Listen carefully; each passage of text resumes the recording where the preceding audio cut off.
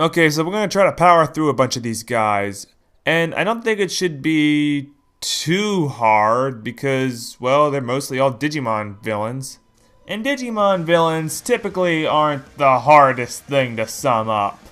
I mean, they've got a motif, and typically, if you like it, you like it, and if you don't, you don't. They don't really waver too much from that original motif. In this season, you got mopey, bitchy, horny, and no, seriously, what the hell was that demon thing? But to O2's credit, they do try to give these Digimon villains some sort of humanistic qualities to them to try to make them deeper villains. Like regret, love, bitchiness. And it's those type of qualities that to me put them above villains like Devimon or Bagramon, and have helped endear some of these characters to the fan base. And we're going to start off by talking about the fan favorite villain of this season, next to Ken, Blackwargreymon. Blackwargreymon is a character who was never in my top 5 favorite villain lists, but I understand why people like him. He's the creation of countless control spires being forcibly fused together by Arukenimon. He has no memories or any life before this. He is probably one of the most powerful Digimon in the universe, yet you have to wonder though, is he even a Digimon, since he was not created through any natural process, rather created through this unnatural fusing of pure darkness. He was also just designed to be a slave, someone who did not have rational thought or any independent thought, rather just follows Arukenimon's orders blindly. But he gains sentiency, he gains independence, and flies off because despite having independent thought, and despite having all the power, pretty much being unstoppable, nobody can tell him what to do. His life lacks purpose and meaning. He does not know why he was created, or if all he was created to do was to simply destroy the Destiny Stones, because that is what Arukenimon apparently wants to do. I guess, because I think, wasn't Blackwargreymon originally just created to kill the kids, and now it's about Destiny Stones? Okay, look, at this part of the show, exactly this part of the show, everything starts to kind of fall apart a little bit. So that's the setup for Blackwargreymon. He's super strong, answers to nobody, and chronically depressed.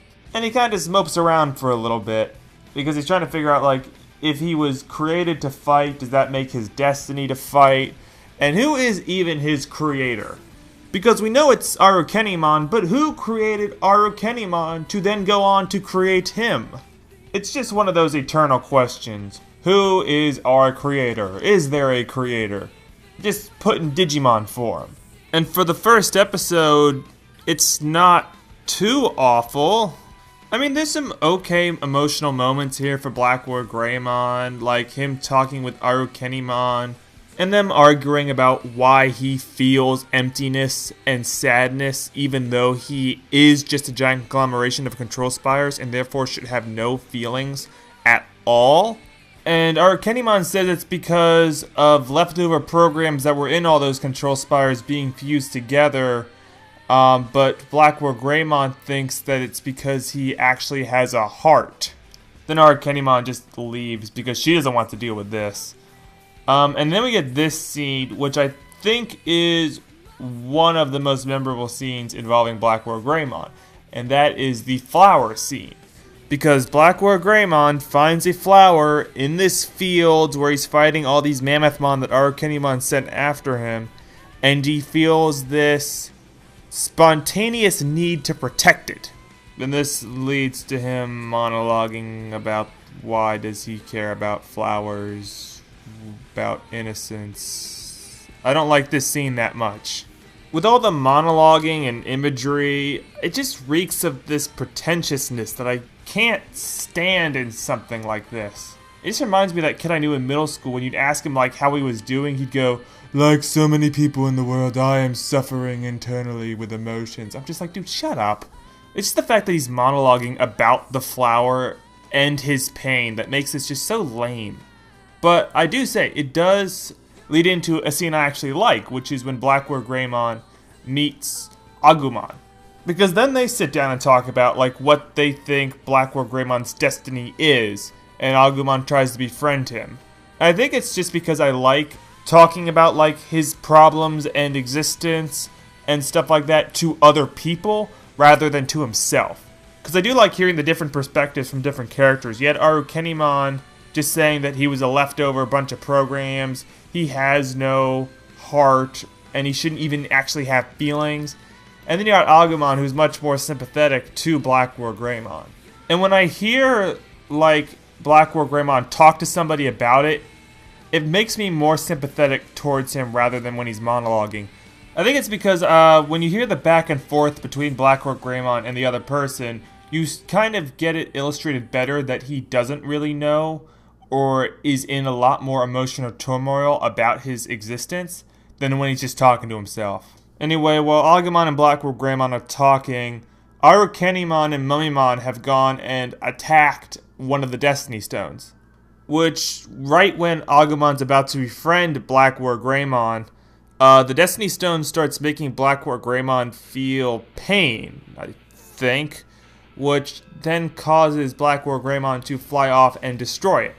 And to him, this is the sign that his destiny is to destroy all the Destiny Stones and bring upon the end of the digital world.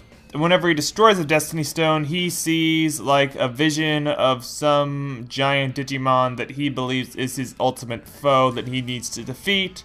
And that's pretty much the setup for the rest of this arc. Blackwargreymon goes to a Destiny Stone, the kids fight in vain to stop him from destroying it, he ends up destroying it. Rinse and repeat, blah blah blah. I mean, there is some things to keep it like different. Like, in one episode, Cody tries to talk to Blackwargreymon and appeal to him emotionally. And in another episode, Yoli is taking time off from the group to go somewhere and meet Joe's brother. And yeah, that episode really sucked. Anyway, this arc comes to an end when there is one last Destiny Stone. The kids find it, Blackwargreymon finds it, everyone's fighting over it. And the kids use their Digivices to shine a light onto the Destiny Stone, which frees that vision that Blackwargreymon was having. It comes to life and is revealed to be the digital god. I already talked about this. And Blackwargreymon flies up to fight it, and then we have a very long, very drawn out history lesson about the digital world. This then convinces Blackwargreymon to go off and try to find a new destiny. And he kind of disappears for a while. He reappears near the very end of the show, after the Daemon part of the third arc, when everyone's searching for Oikawa. Because Blackwargreymon is also looking for Oikawa to, quote, look upon the face of his creator. Because Blackwargreymon still wants to find out who created him, why he was created, just stuff like that he was talking about during the second arc. So he finds out that Oikawa is his creator and that he is not a product of the digital world, but rather a product of the real world. But also says that Oikawa is a product of neither and belongs in neither the real world or the digital world and therefore must be destroyed. Now, for me, when you set that sort of context up for Oikawa, that he belongs in neither the real world or the digital world, that sets up a reveal that is going to be far more interesting than what is actually going to be revealed later on. So anyway, Blackwargreymon is about to kill Oikawa, and then the heroes show up with Tai and Agumon, and Agumon digivolves into Wargreymon. And we have probably the best fight in this season. It's got explosions, it's got fast-paced action, and I always like fighting in snowy areas. And I guess you can say it as character moments between Wargreymon and Blackwargreymon. To make this scene even better, it's running parallel with another one of my favorite scenes during this season, and that's the Oikawa chase scene that goes across the city.